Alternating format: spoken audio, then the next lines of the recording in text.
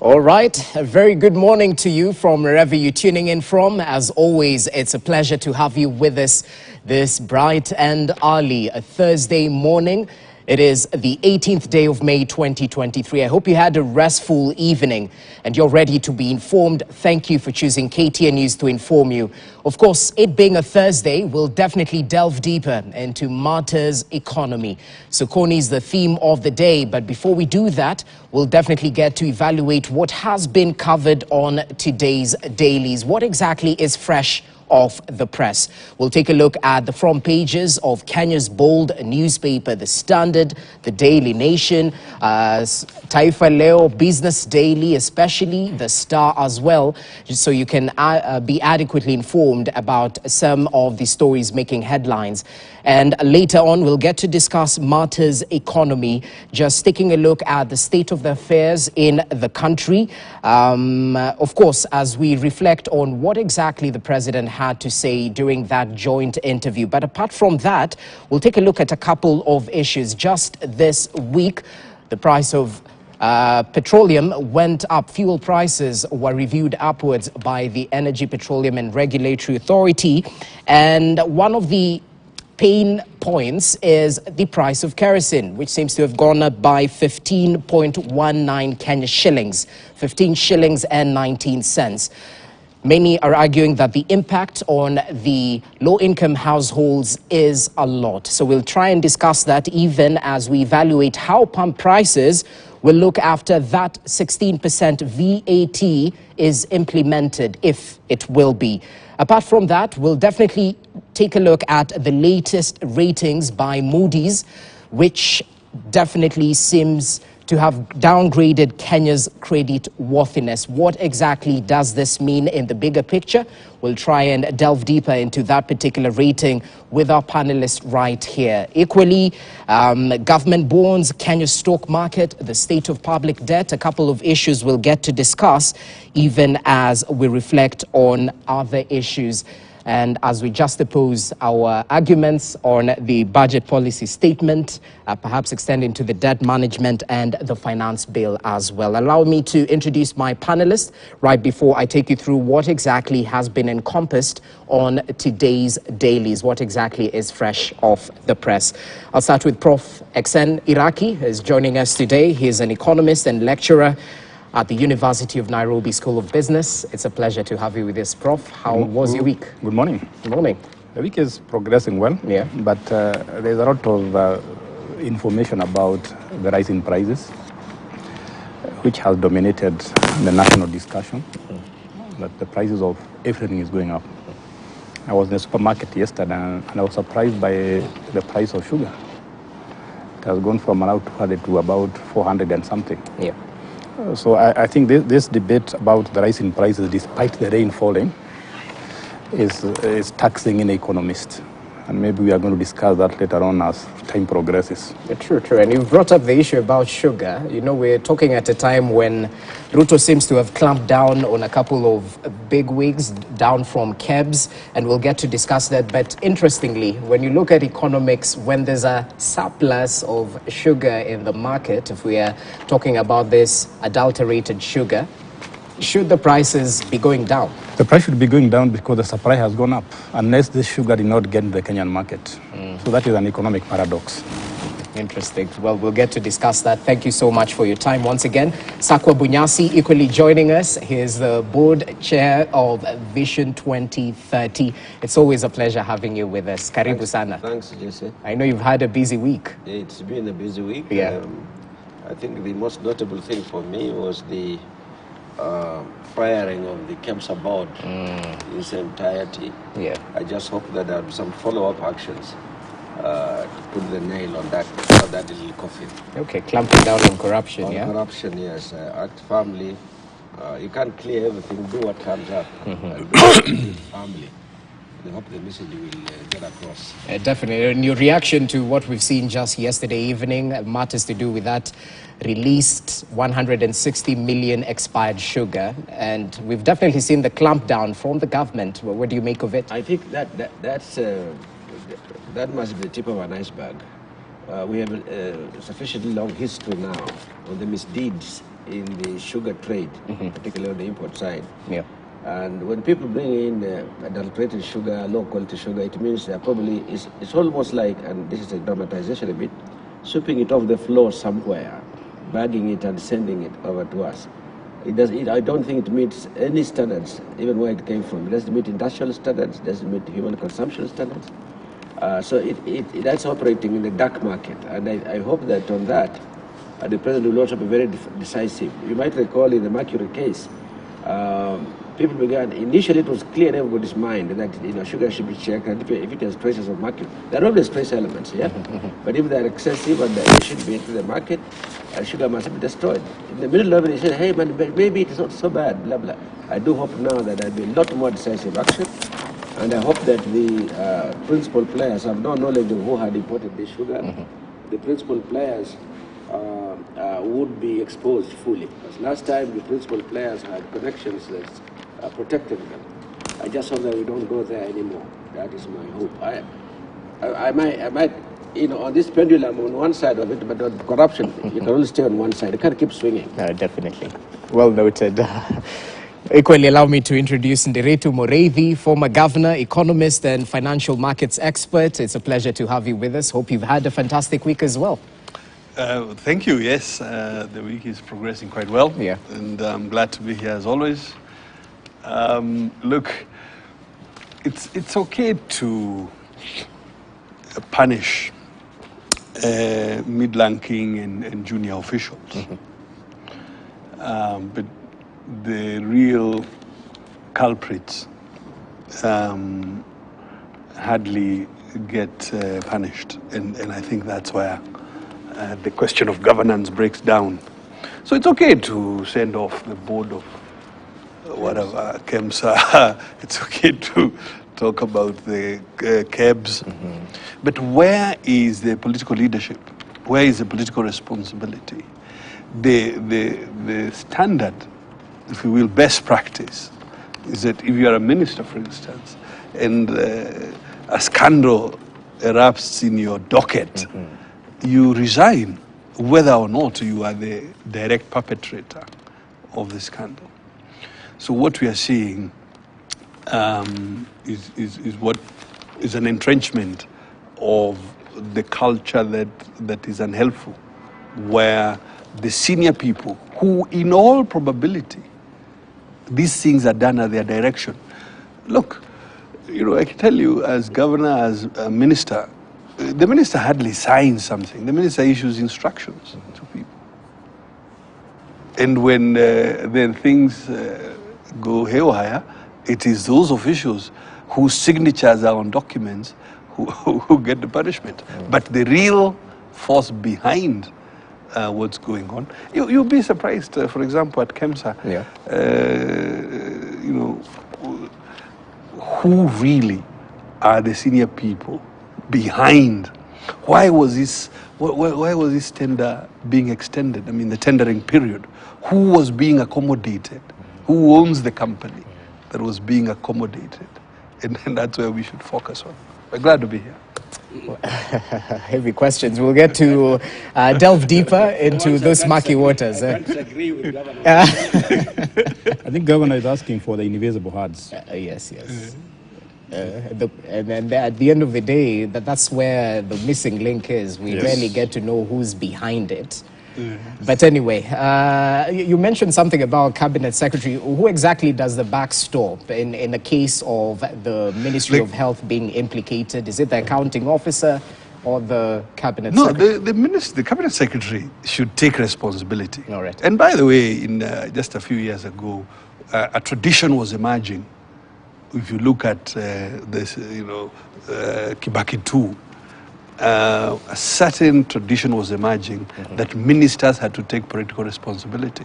You might recall when Speaker Wetangula was a minister for Foreign Affairs, and there was a big scandal in the Ministry of Foreign Affairs, and he had to step aside and to take political responsibility. So in this instance, like in the KEMSA, what you'd expect is a cabinet secretary for health, in fact, of today's dailies, perhaps starting with Kenya's bold newspaper, The Standard, where the big story of the day, It's all been unveiled, the cost of top varsity TVET courses in the country. That's according to the KUCCPS. And students who sat KCSE last year have finally gotten a nod to choose preferred university and college courses, whose fee details for the first time are displayed in the placement agency website in the new higher education funding formula. Make sure you're adequately informed about the latest changes, where the funding formula is a mix of scholarships, loans, and household contributions. And we have the CS for Education quoted right there saying, I have asked KUCCPS to open its portal to allow all KCSE candidates to start applying for university and TVET courses for their choice, after getting satisfied that the placement service has met conditions of the new funding model, having verified and published all fee details on its website. More details on the number of learners who qualify to join university after scoring a mean grade of C+ and above in the 2022 KCSE. The number is right there, 173,137 learners. So pages 6 and 7 of the Standard has more details on that particular note. Equally on the national page 5, furious Ruto warning shot in cabinet talks. Page 5 has more details on the dressing down by the president during the cabinet meeting, even as they highlight some of the challenges in the counties. Funding delays, counties engage shutdown gear. More details on page 18 of the Standard. We'll get to discuss that a little bit later on. But equally, page 10, spy master bows out 16 months early. So one of the last standing men in Uhuru's government finally is leaving office.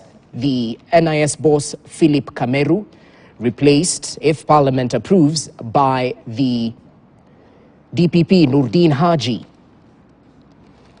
So more details on page 10, even as questions abound after Philip Kameru, a trusted man who served in Uhuru's government, lives over a year early.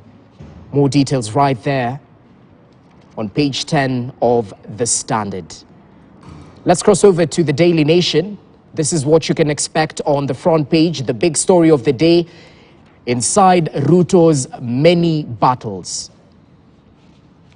where they're highlighting the president who seems to be a man under siege, where the president took up the reins of the country in difficult times.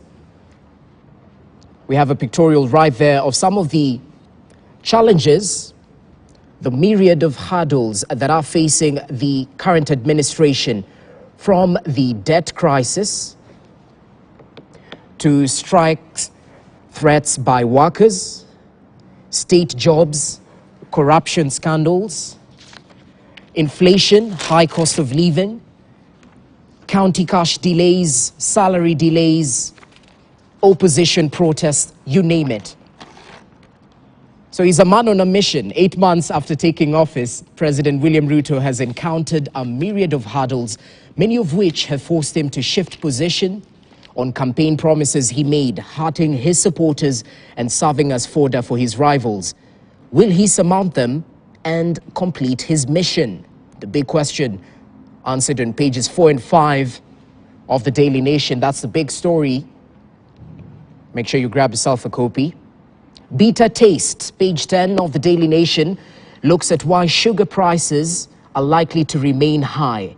A local and global shortage of sugarcane and speculation following a proposal in the finance bill to introduce a new tax on sugar has triggered an increase in prices, definitely leaving a bitter taste in most households' mouth. Find out more details.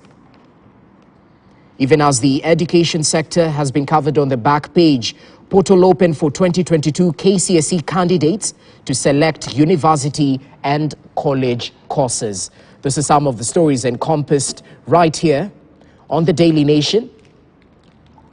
including one from the county governments. MCAs suspend seatings to demand pay rise. Seems they're going slow, even as they've announced the suspension of plenary seatings across the 47 counties over the failure by the government to meet their demands, which include a salary increment and the reinstatement of the plenary allowance, that's a sitting allowance. Page 7 has more details on the challenge facing the devolved units. Page 8, find out who exactly has been implicated and sent home just yesterday evening, all to do with the release of the 160 million shilling expired sugar. Jiraine and 26 others have been sent home. Find out who. Page 8 has the details on how that particular scandal played out, forcing the hand of the president. On Business Daily, this is what you can expect on the front page. Bank accounts with over 100,000 shillings hit 1.9 million. Where central bank reveals flight for small banks, KCB and CBA win high-quality account race. It's an interesting story right there in terms of perhaps Kenya's saving culture, which seems to be the talk of the day right now.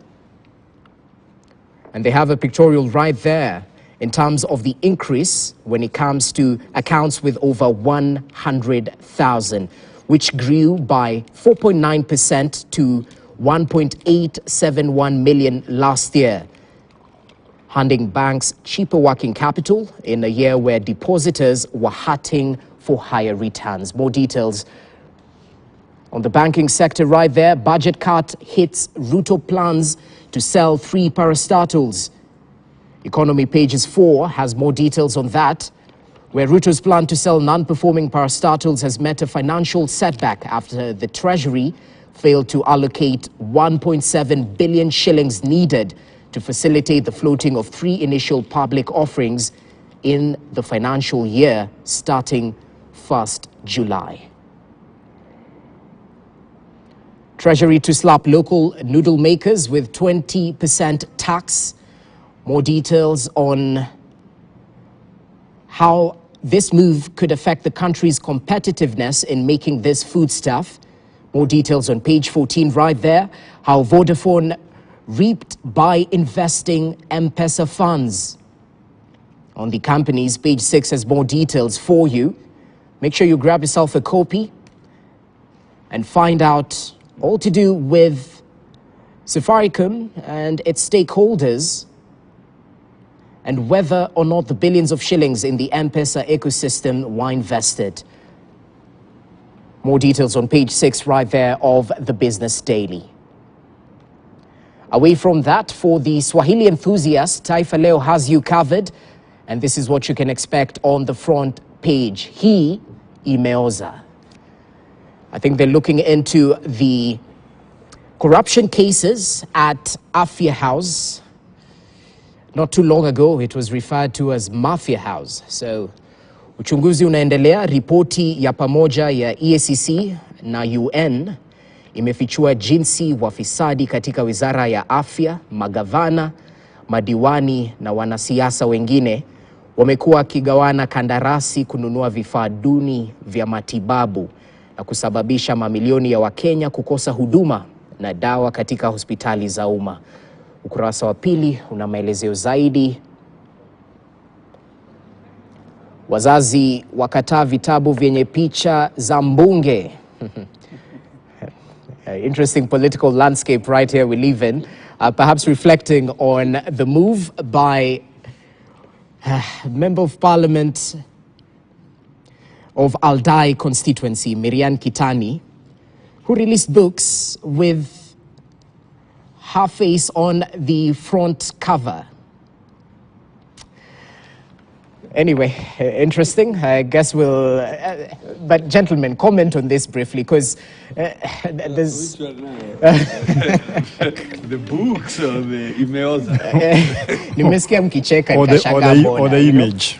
Whichever. We can start with the books, because, I mean, the political players of the country might not see an issue with that. Let's start with the politician. Okay. I was trying to ease my way in. Anyway, no, I should remind my friend XN that politics and leadership are not the same thing. That's true.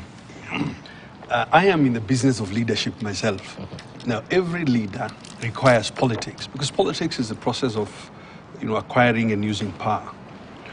But not every politician is a leader.